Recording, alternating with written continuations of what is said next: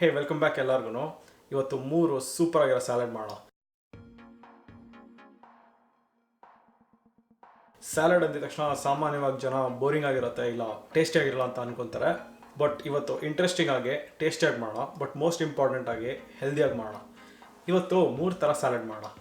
ಮೊದಲನೇದಾಗಿ ಕಾಬೂಲಿ ಕಡಲೆಯಲ್ಲಿ ಮಾಡೋಣ, ಎರಡನೇದು ಹುರುಳಿಕಾಳಲ್ಲಿ ಮಾಡೋಣ, ಮೂರನೇದು ಸ್ಪ್ರೌಟ್ಸಲ್ಲಿ ಮಾಡೋಣ.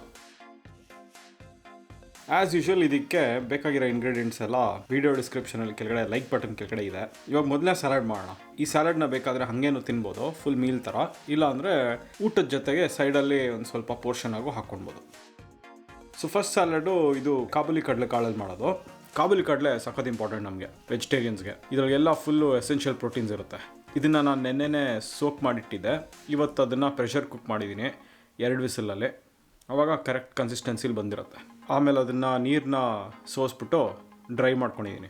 ಬಟ್ ಎಷ್ಟೊಂದು ಸತಿ ಏನಾಗುತ್ತೆ ಅಂದರೆ ನಾನು ಹಿಂದಿನ ದಿವಸ ಇದನ್ನು ಸೋಕ್ ಮಾಡೋದು ಮರ್ತೋಗ್ಬಿಡ್ತೀನಿ.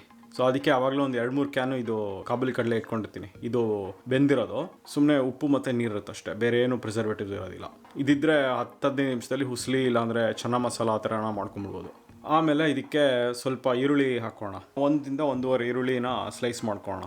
ಆಮೇಲೆ ಟೊಮೆಟೊ ತೊಗೊಳ್ಳೋಣ. ನಾನಿಲ್ಲಿ 3 ಥರ ಟೊಮೆಟೊ ತೊಗೊಂಡಿದ್ದೀನಿ. ಈ ಸ್ಯಾಲಡ್ನ ಎಷ್ಟು ಇಂಟ್ರೆಸ್ಟಿಂಗಾಗಿ ಮಾಡ್ಕೊಂಡ್ರೆ ಅಷ್ಟು ಒಳ್ಳೆಯದು, ಆವಾಗ ಇನ್ನೂ ತಿನ್ನಬೇಕು ಅಂತ ಅನಿಸುತ್ತೆ.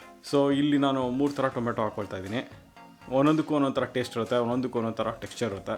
ನೆಕ್ಸ್ಟು ನನಗೆ ಸಿಗೋವಂಥದ್ದು ಸೌತೆಕಾಯಿ ಇದೊಂದೇ ಸಿಗೋದು. ಇದು ಲೆಬನೀಸ್ ಸೌತೆಕಾಯಿ ಸಿಗುತ್ತೆ.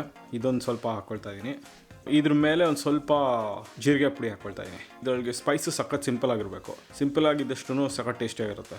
ಈ ತರಕಾರಿ ಮತ್ತು ಕಾಬೂಲಿ ಕಡಲೆದು ಫ್ಲೇವರ್ ಸಖತ್ತಾಗಿರುತ್ತೆ. ಸೊ ಇದಕ್ಕೆ ಜಾಸ್ತಿ ಮಸಾಲೆ ಅಂಥದ್ದೆಲ್ಲ ಹಾಕಿದ್ರೆ ಟೇಸ್ಟ್ ಹಾಳಾಗೋಗುತ್ತೆ.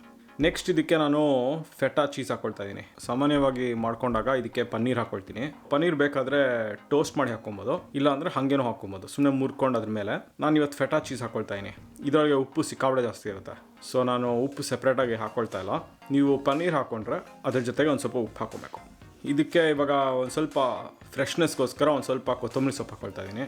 ಬೇಕಾದ್ರೆ ಪುದೀನೂ ಹಾಕ್ಕೊಳ್ಬೋದು, ಪಾರ್ಸ್ಲಿ ಅಂಥದ್ದು ಹಾಕ್ಕೊಬೋದು. ನೆಕ್ಸ್ಟ್ ಇದಕ್ಕೆ ಒಂದು ಸ್ವಲ್ಪ ನನಗೆ ಎಕ್ಸ್ಟ್ರಾ ವರ್ಜಿನ್ ಆಲಿವ್ ಆಯಿಲ್ದು ಟೇಸ್ಟ್ ಸಖತ್ ಇಷ್ಟ.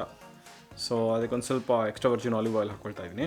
ಆಮೇಲೆ ಸ್ವಲ್ಪ ನಿಂಬೆಹಣ್ಣು ಜ್ಯೂಸು ಇದನ್ನು ಹಾಕ್ಕೊಂಡು ಮಿಕ್ಸ್ ಮಾಡ್ಕೊಳ್ಳೋದು ಅಷ್ಟೇ. ಇದಕ್ಕೆ ನೀವು ಬೇಕಂದರೆ ಆಲಿವ್ಸ್ ಹಾಕ್ಕೊಳ್ಬೋದು, ಕ್ಯಾಪ್ಸಿಕಮ್ ಹಾಕ್ಕೊಳ್ಬೋದು.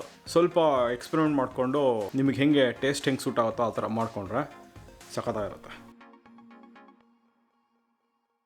ನೆಕ್ಸ್ಟು ಬ್ರೌನ್ ರೈಸ್ ಮತ್ತು ಹುರುಳಿಕಾಳಲ್ಲಿ ಸ್ಯಾಲಡ್ ಮಾಡೋಣ. ನಿಮಗೆ ಜಾರ್ಜ್ ಕೊಲಂಬಾರಸ್ ಗೊತ್ತಾ, ಮಾಸ್ಟರ್ ಶೆಫ್ ಆಸ್ಟ್ರೇಲಿಯಲ್ಲಿ ಬರ್ತಾನಲ್ಲ, ಇವ್ನ ರೆಸ್ಟೋರೆಂಟ್ಗೆ ಹೋಗ್ತೀವಿ ನಾವು. ಇಲ್ಲೊಂದು ಫಾಸ್ಟ್ ಫುಡ್ ರೆಸ್ಟೋರೆಂಟ್ ಇದೆ, ಅಲ್ಲಿ ಹೋದಾಗ ನಾವು ಈ ಸ್ಯಾಲಡ್ ಯಾವಾಗಲೂ ತಿಂತೀವಿ. ಸಖತ್ ಟೇಸ್ಟಿಯಾಗಿರುತ್ತೆ. ಸೊ ನಾನು ಇದನ್ನೊಂದು ಸ್ವಲ್ಪ ಮಾಡಿಫೈ ಮಾಡ್ಕೊಂಡಿದ್ದೀನಿ. ಇದು ಆ್ಯಕ್ಚುಲಿ ನನ್ನ ಫೇವ್ರೆಟ್ ಸ್ಯಾಲಡ್. ಇದು ತಣ್ಣಗಿದ್ದಾಗ ಸಖತ್ತಾಗಿರುತ್ತೆ. ಫಸ್ಟು ಇದಕ್ಕೆ ಬ್ರೌನ್ ರೈಸ್ ಬೇಕು.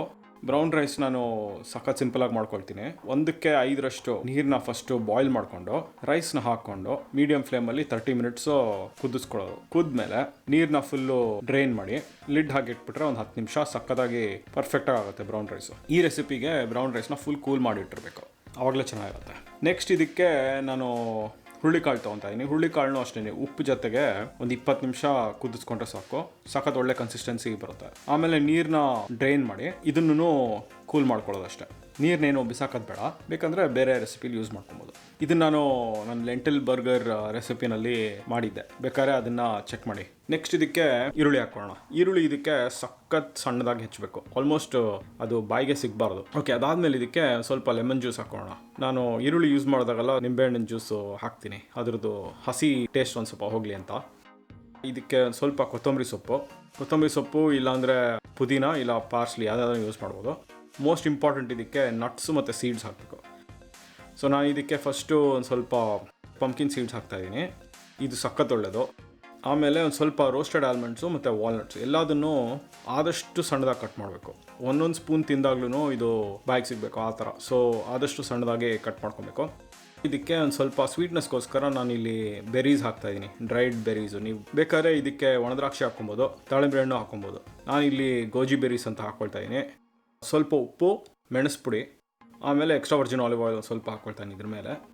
ಇವಾಗ ಇದನ್ನು ಒಂದು ಸ್ವಲ್ಪ ಡ್ರೈ ಅನಿಸ್ತಾ ಇದೆ. ಸೊ ಇದಕ್ಕೆ ಮೋಸ್ಟ್ ಇಂಪಾರ್ಟೆಂಟ್ ಏನು ಮಾಡಬೇಕು ಅಂದರೆ ಸ್ವಲ್ಪ ಗಟ್ಟಿ ಮೊಸರು ತೊಗೊಂಡು ಅದಕ್ಕೊಂದು ಸ್ವಲ್ಪ ಜೀರಿಗೆ ಪುಡಿ, ಸ್ವಲ್ಪ ಜೇನುತುಪ್ಪ ಹಾಕ್ಕೊಂಡು, ಬೇಕಂದರೆ ಒಂದು ಸ್ವಲ್ಪ ಉಪ್ಪು ಹಾಕ್ಕೊಂಡು ಫುಲ್ ಕ್ರೀಮಿಯಾಗಿ ಮಿಕ್ಸ್ ಮಾಡ್ಕೊಳ್ಳೋಣ.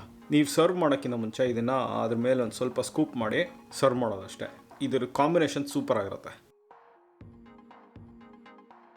ಕೊನೆಯಲ್ಲಿ ಸ್ಪ್ರೌಟ್ ಸಾಲಡ್ ಮಾಡೋಣ. ನಾನು ಇದನ್ನ ಫುಲ್ಲು ಎಕ್ಸ್ಪೆರಿಮೆಂಟ್ ಮಾಡಿ ಈ ರೆಸಿಪಿಗೆ ಬಂದಿದ್ದೀನಿ. ನಿಮ್ಗೆ ಇಷ್ಟ ಆಯಿತು ಅಂದರೆ ಕೆಳಗಡೆ ಕಾಮೆಂಟ್ ಮಾಡಿ ಹೇಳಿ ಹೆಂಗೆ ಅನಿಸ್ತು ಅಂತ.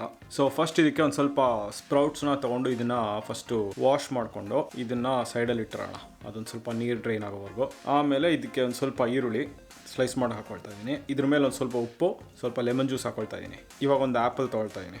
ಆ್ಯಪಲ್ನ ಸಣ್ಣದಾಗಿ ಹೆಚ್ಕೊಳ್ಳೋಣ. ಈ ಆ್ಯಪಲ್ದು ಕ್ರಂಚಿನೆಸ್ಸು, ಆ ಸ್ವೀಟ್ನೆಸ್ ಸಖತ್ ಇಂಪಾರ್ಟೆಂಟ್. ಇದಕ್ಕೆ ಆರೆಂಜ್ ಹಾಕೋಣ. ಆರೆಂಜು ಸ್ವೀಟಾಗಿರೋ ಸಖತ್ ಇಂಪಾರ್ಟೆಂಟು. ಇದನ್ನು ನೀಟಾಗಿ ವೆಜ್ಜಸ್ ಥರ ಕಟ್ ಮಾಡಿಕೊಂಡು ಹಾಕೋಣ. ಇವಾಗ ಸ್ಪ್ರೌಟ್ಸ್ ಹಾಕ್ಕೊಳ್ತಾ ಇದ್ದೀನಿ. ಇದಕ್ಕೆ ಅಚ್ಕಾರದ ಪುಡಿ, ಇದೊಂಥರ ನಾವು ಚಿಕ್ಕವರಾಗಿರ್ಬೇಕಾದ್ರೆ ಮೂಸಂಬಿ ಕಟ್ ಮಾಡಿಕೊಂಡು ಅಚ್ಕಾರದ ಪುಡಿ ಮತ್ತು ಉಪ್ಪು ಹಾಕ್ಕೊಂಡು ತಿಂತಾ ಇದ್ವಿ. ಸೊ ಅದೇ ಥರ ಟೇಸ್ಟ್ ನಾಪ್ಕ ಬರುತ್ತೆ. ಬೇಕಂದರೆ ಇದಕ್ಕೆ ಚಾಟ್ ಮಸಾಲ ಅಂತದ್ದು ಹಾಕ್ಕೊಳ್ಬೋದು, ನಟ್ಸ್ ಯಾವ್ದಾನು ಬೇಕಾದ್ರೂ ಹಾಕ್ಕೊಳ್ಬೋದು. ಸೊ ನಿಮ್ಗೆ ಇಷ್ಟ ಆಯಿತು ಅಂತಂದರೆ ಕಾಮೆಂಟ್ ಮಾಡಿ ಕೆಳಗಡೆ ಹೇಳಿ. ಅಲ್ಲಿಗೆ ನಾನು 3 ಸ್ಯಾಲಡ್ ಮುಗೀತು.